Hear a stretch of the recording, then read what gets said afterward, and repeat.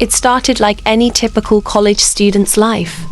Alex, a 22-year-old junior, had just moved into a small, affordable apartment to focus on finishing their degree. With the rent cheap and the building within walking distance of campus, it seemed like the perfect place to crash for the next few years. The apartment was modest, small enough to be cozy, but not too big to make them feel isolated. There was only one catch. The building across the street was old and run down, its windows cracked and dark.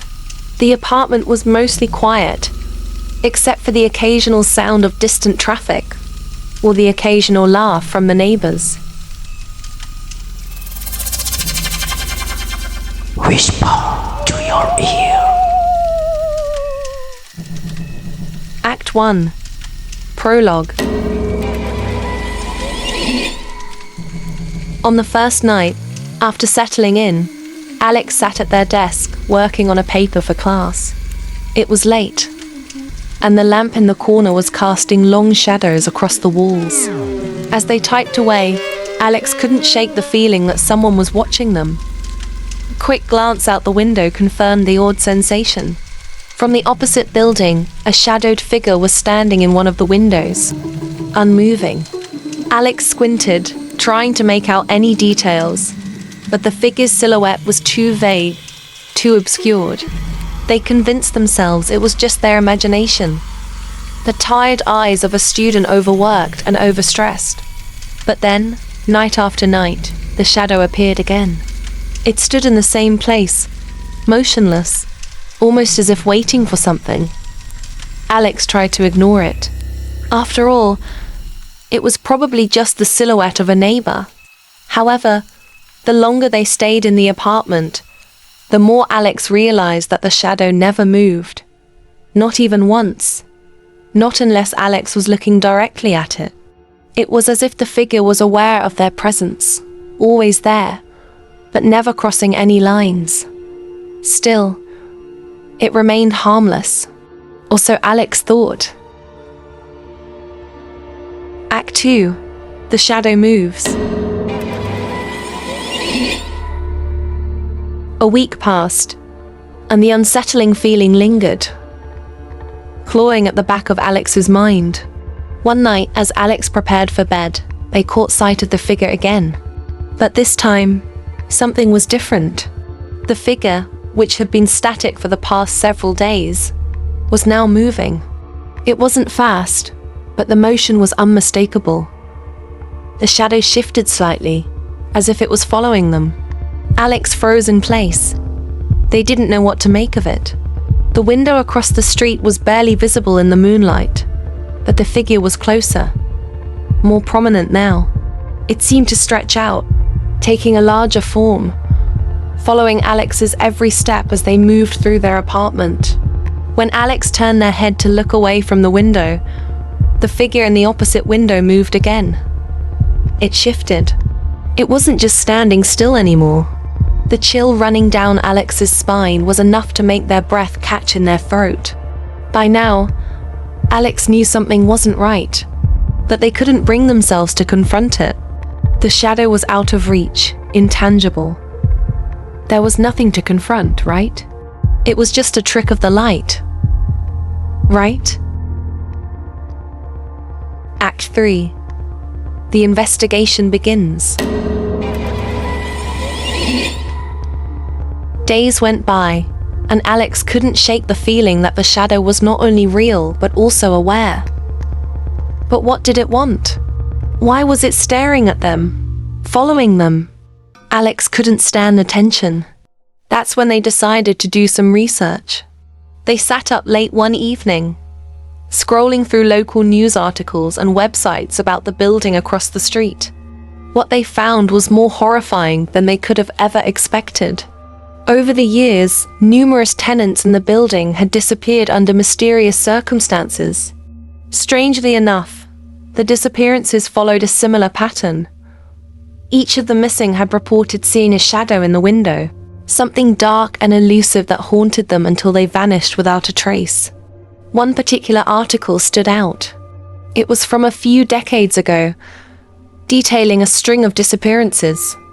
The headline read, "The Shadow of East Side Apartments. Multiple unsolved cases in the last 30 years." The most chilling detail was a quote from a former tenant who claimed that the shadow had a mind of its own and that it would follow them wherever they went. Alex didn't believe it at first, thinking it was some exaggerated local legend. But the more they read, the more they realize the truth. This shadow wasn't an illusion. It wasn't a figment of their imagination. It was something much worse.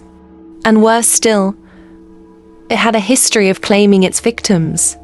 As Alex dug deeper, they found more articles, all detailing previous tenants who had witnessed the same thing, all of whom had disappeared in the dead of night, leaving no trace. Act 4. The Hidden Journal. As Alex sat in disbelief, they noticed something else. Hidden among the articles was an old ad for a local estate sale. The listing mentioned a collection of personal items belonging to a man named Daniel Graves, a previous tenant of the apartment. Curious, Alex decided to visit the estate sale the next day. At the sale, Alex purchased a box filled with old books, journals, and various knickknacks that once belonged to Daniel. One journal in particular caught Alex's attention. It was leather-bound, worn with age, and had a single name written on the first page. Daniel Graves. Alex flicked through the pages, reading the entries, which at first seemed innocent enough. Daniel wrote about his daily life, his work, and his love for the city. But as Alex moved further into the journal, the entries began to grow darker. Daniel described feeling watched, hearing odd noises at night, and seeing shadows move in the building, shadows that seemed to follow him wherever he went. In the final entries, Daniel's handwriting became erratic, barely legible. Journal entry, voiceover as Alex reads aloud. "The shadow has become more than just a figure in the window. It moves with me, even when I try to leave the apartment. I've heard whispers, calls in the dark. The building, it's alive, and I fear it's been watching me for far longer than I knew." The last entry sent a chill down Alex's spine. Journal entry, voiceover. "I know what it wants. It wants me to stay. But I can't. I won't. Please, if you're reading this, don't stay here. Leave. Leave now before it gets you too." The last words seemed to echo in Alex's mind. And then, in the final page, a drawing. The shadow was clearly depicted, towering over the figure of Daniel, its limbs long and stretching, reaching for him. But there was something else in the drawing. A face. A twisted, grotesque face that looked almost human, but not quite.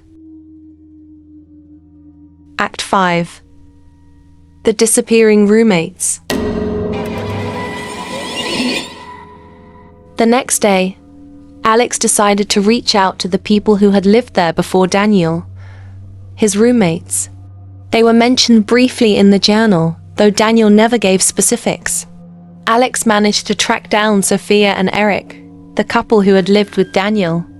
After a long conversation on the phone, they reluctantly agreed to meet. Sophia and Eric shared a terrifying story. They spoke of the shadow that Daniel had been obsessed with, and how it had driven him to madness. They told Alex how, after Daniel's disappearance, they had immediately packed their bags and left the city. Both of them refused to speak much about what had really happened. But they did reveal that, before they left, they too had felt the shadow's presence. Sophia whispered on the phone, "The shadow never lets go. I don't know how, but when it takes hold, it follows you. It gets inside you, and you become part of it. The only way out is to leave, but even that doesn't always work." Alex's blood ran cold. Sophia and Eric had left, but the shadow had followed them, just as it had followed Daniel. Act 6. The Final Confrontation. That night, Alex couldn't ignore it any longer. They were tired of running from the truth. Tired of pretending they could ignore what was happening. Alex decided to face the shadow head on. As they prepared to leave, the shadow appeared again. Only this time, it was no longer confined to the window. It was inside the apartment.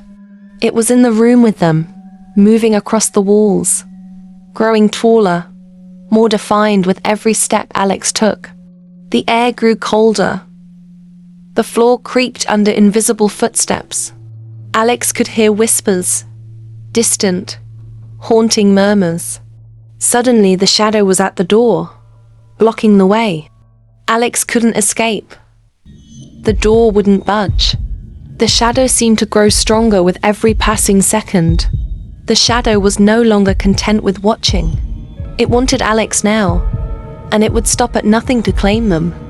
In a last desperate act, Alex grabbed the journal and opened it to the last page, frantically reading aloud the words of Daniel Graves. But it was too late. The figure, now fully corporeal, towered over them, its grotesque face twisted into a mockery of humanity. The next morning, the apartment was silent. Alex had disappeared, just like all the others before them. The building across the street stood empty, and as the sun rose, a shadow lingered in the window, waiting for the next tenant to arrive. So, if you ever move into an apartment or house, take some time to check the windows. You never know who's or what's watching you from the other side. If this story gave you chills, smash that like button, subscribe for more nightmares, and share with someone brave enough to watch alone. See you in Monday.